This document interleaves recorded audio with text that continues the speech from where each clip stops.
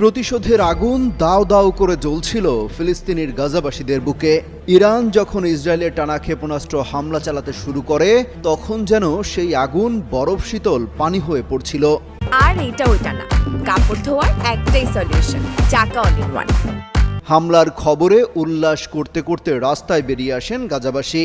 শুধু উল্লাসই নয়, গাজার স্বাধীনতাকামী গোষ্ঠীরা ইরানের প্রতি সমর্থন জানিয়ে ইসরায়েলে হামলা চালানো শুরু করেছে।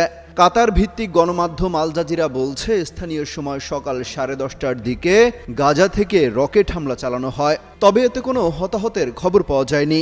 সামাজিক যোগাযোগ মাধ্যমে ছড়িয়ে পড়া এক ভিডিওতে দেখা যায়, রাতের আধারে যে হামলা হচ্ছে তা দেখে উল্লাস প্রকাশ করছেন একজন।